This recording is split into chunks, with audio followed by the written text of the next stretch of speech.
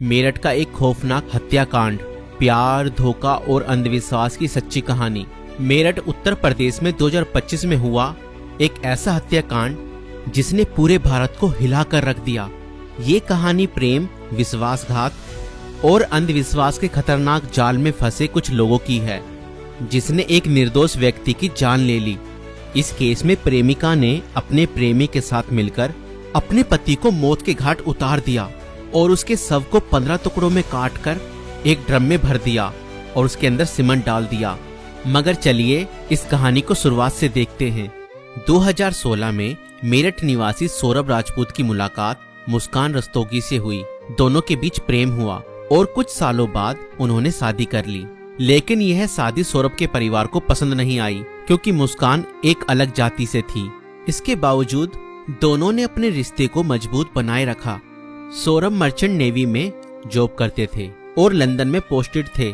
शादी के कुछ समय बाद सौरभ लंदन चले गए, जबकि मुस्कान अपनी बेटी के साथ मेरठ में रहने लगी। इस दौरान उनकी जिंदगी में एक तीसरा व्यक्ति साहिल शुक्ला आया, जो मुस्कान को पहले से ही जानता था। सौरभ के लंदन में रहने के कारण मुस्कान की नजदीकियां साहिल से बढ़ने लगी। साहिल, जो पहले से ही मुस्कान को पसंद करता था, अब खुलकर उसके साथ वक्त बिताने लगा। मुस्कान ने उसे यह यकीन दिला दिया कि वह अपने पति के साथ खुश नहीं है और वह साहिल से सच्चा प्यार करती है। साहिल शुक्ला अंधविश्वासी प्रवृत्ति का था और आत्माओं, तंत्र मंत्र जैसी चीजों में विश्वास करता था।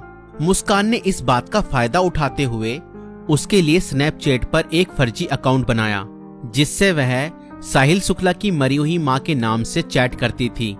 इस फर्जी अकाउंट से वह साहिल को यकीन दिलाने लगी कि उसकी मां की आत्मा मुस्कान को पसंद करती है और चाहती है कि वे दोनों साथ रहें। धीरे धीरे साहिल पूरी तरह से मुस्कान की बातों में फंस गया। मुस्कान ने उसे यह विश्वास दिलाया कि अगर वह उसके पति सौरभ को रास्ते से हटा दे तो वो दोनों एक साथ रह सकते हैं। साहिल अब पूरी तरह से मुस्कान के इशारों पर नाचने लगा था। मुस्कान और साहिल ने मिलकर सौरभ को मारने की साजिश रची।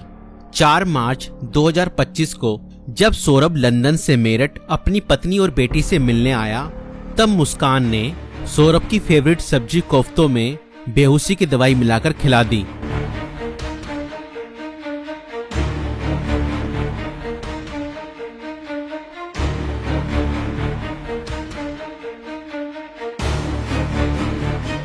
और जब सौरभ बेहोशी की हालत में बिस्तर पर पड़ा था, तब मुस्कान ने अपने दोस्त साहिल को बुला लिया और रसोई में जाकर वो बड़ा और धारदार